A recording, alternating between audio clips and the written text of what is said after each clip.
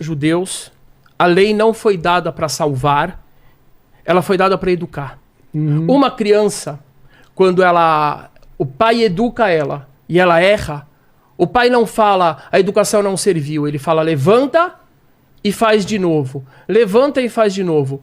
Daqui 10 anos, essa criança não vai estar nota 100, mas ela não vai estar nota 3. E o objetivo das leis dentro do judaísmo é fazer com que as pessoas se aperfeiçoem. Mas Deus tendo criado, Deus tendo criado as pessoas imperfeitas, ele seria no mínimo cruel exigindo perfeição dessas pessoas. Não, Deus criar as pessoas imperfeitas. Não pede perfeição. Não, mas o evangelho, de acordo com o que o senhor está falando, graça não, favor o evangelho parte imerecido. do princípio, OK? O Favor evangelho imerecido. parte do princípio de que Deus criou um ser imperfeito e deu a lei para ele. Criou um ser perfeito que se tornou imperfeito. E este ser, OK, então ele tinha a possibilidade da imperfeição, e esse ser não consegue ser perfeito, e portanto é salvo pela graça. Ele será condenado se ele não cumprir essa lei. Ora, então Deus errou de outorgar a lei? Então a lei não teve sentido? Ele disse o que nós deveríamos ser se nós não nos tornássemos como nós somos. Mas o processo inteiro é evolutivo, é processual. Nós não podemos viver no primitivismo. Não, mas a gente também não pode viver no relativismo completo. Não há relativismo. A gente tem um dia que é o Shabat, que é maravilhoso. No amor não há relativismo. A gente reúne nossas famílias, nossos filhos ao redor da mesa. O amor não é relativista. A gente tem um ritual. O Sheik tem que dar a visão dele, porque nessa questão também a lei de Deus é eterna e é maravilhosa. Os exageros do homem que desviam. Eu cesso aqui porque eu sou cristão do Evangelho e creio que pela graça nós somos salvos mediante a fé, e que isso não vem de nós, isso é graça divina, é misericórdia divina para que ninguém se glorie.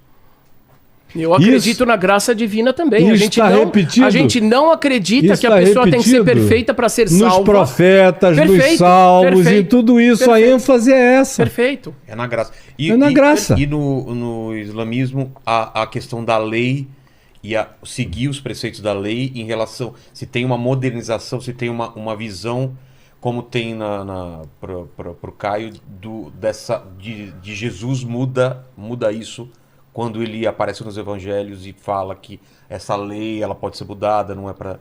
E também a questão dos sacrifícios, né? Por que pararam de sacrificar? Tem essa questão? Sim. Por quê? Sim. Não podia parar de sacrificar. Não está escrito em nenhum lugar que não podia parar de sacrificar. Onde está escrito que não podia parar de sacrificar? Está escrito em todo o Velho Testamento? Não está escrito que não podia parar de sacrificar. Tinha um motivo. O que está... Presta atenção. A gente tem o profeta Jeremias, ele diz claramente. É algo que realmente é muito surpreendente. É puro evangelho. Mas mas aí esse é um problema. Se você vai pegar todas as partes das nossas escrituras, que são humanas, que são abertas, que são inclusivas, e você fala que isso é evangelho, e você quer então dizer que o judaísmo não está embebido nessa visão, pastor, fica complicado. Eu iniciei dizendo que Jesus é a minha chave hermenêutica e estou concluindo dizendo que Jesus é a minha chave hermenêutica. Eu respeito. Eu estou dizendo que o que é como Jesus, o que passa no filtro de Jesus, eu iniciei dizendo... Tanto no Velho Testamento quanto até os apóstolos, tem obsolescência no Novo Testamento também. A única realidade que não cai em obsolescência é o ensino, a prática, a encarnação, os gestos, os modos de Jesus.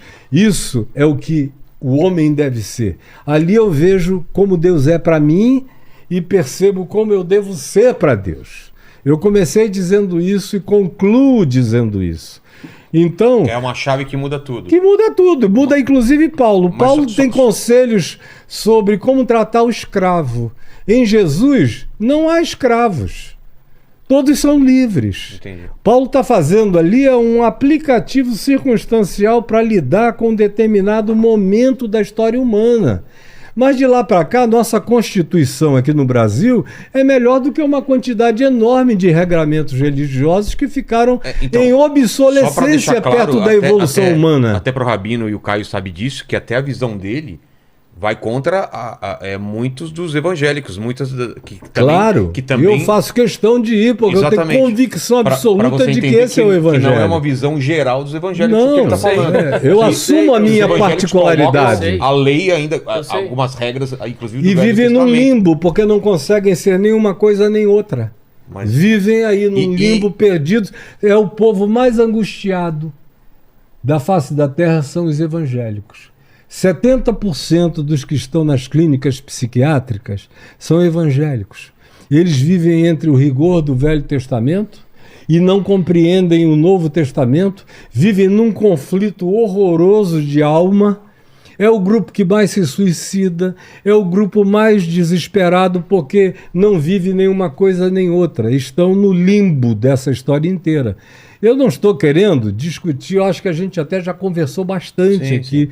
Já quem tinha que receber o que quis receber, já pôde tirar a sua própria porção. Só falta agora, o Sheik falar. Eu só estou tentando concluir exatamente do jeito que eu comecei. Sim, da chave que é Jesus. Hermenêutica.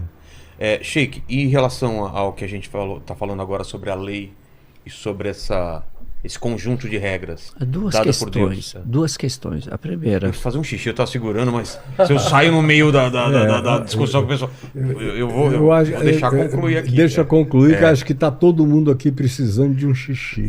Quer ir agora? A gente vai revezando. Eu vou e volto aqui. Vamos terminar juntos. Na realidade, tem duas questões. A primeira, sobre a questão do paraíso e inferno, não é conflitante com o amor a Deus e o ser correto. Na realidade, a punição ou a recompensa, ela existe para aqueles que precisam barganhar ou precisam temer. Na sala de aula, por exemplo, eu tenho aquele que estuda porque ele quer crescer, ele não está preocupado com a recompensa nem com a punição, ele está preocupado em crescimento.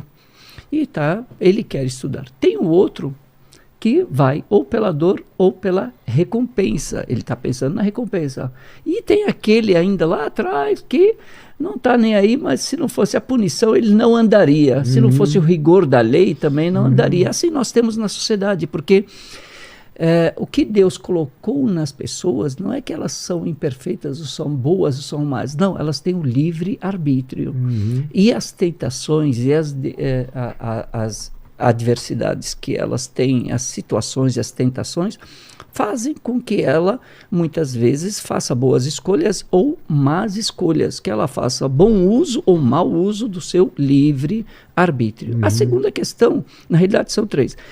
A segunda questão é a questão de Satanás. Para nós, ele é uma entidade criada por Deus e da labareda do fogo não era um dos anjos, porque os anjos não têm o livre-arbítrio e são criados da luz. Seria impossível para eles se voltar contra Deus. Exatamente. Mas Satanás, ele é uma criatura e teve o livre-arbítrio. Ele adorou a Deus e quando foi tomado pelo orgulho, ele desobedeceu a Deus porque naquele momento fez mau uso do seu livre-arbítrio. Quando Deus ordenou que ele se prostrasse em respeito ao conhecimento de Adão, ele se negou achando que ele era melhor, o fogo é melhor do que a argila. Então aqui ele foi expulso do reino de Deus e ele não é o anti-Deus. Ele é um antagonista. Inimigo de Deus. Ele não é o Deus do mal. Ele é uma criatura de Deus que desobedeceu a Deus, assim como tem entre os seres humanos. Mas não tem embate. Não tem. Não vai ter um embate final também. Não tem isso. Deus é Deus. É igual você tem pessoas que te desviam, te tentam para fazer o mal e outros que tentam te persuadir a fazer o bem. Então, ele faz não é o lado Satanás escuro seria da força. Satanás é uma entidade mas que ele vem influencia os humanos a fazer o mal? Não, tentam. Satanás, ele tenta. Assim como você tem um amigo e fala, vai lá. Quer um Por isso negócio? que o apóstolo Tiago diz, vamos roubar? resistir ao diabo e ele fugirá de vós. É a função? Não. não é a função dele. Ele poderia, porque ele tem o livre-arbítrio, ele poderia fazer o bem, mas ele escolheu fazer o mal. Ele até então ele tinha feito o bem. Certo. E aí ele escolheu, se tomou pelo orgulho e desobedeceu a Deus, e ele foi condenado ao inferno. Essa é a visão clássica também do cristianismo. Sim. E nós muçulmanos acreditamos que ele vai tentar o ser humano para provar a Deus que todos os seres humanos também são pecadores, são corruptíveis, mas cada um de nós, todos nós, temos o livre arbítrio para não escolher existe nenhuma irresistibilidade na tentação. Então, também. O paraíso e o inferno, eles existem para recompensa ou para punição. Porém, eu posso querer ir para o paraíso ou crescer, fazer o bem, porque me satisfaz fazer o bem.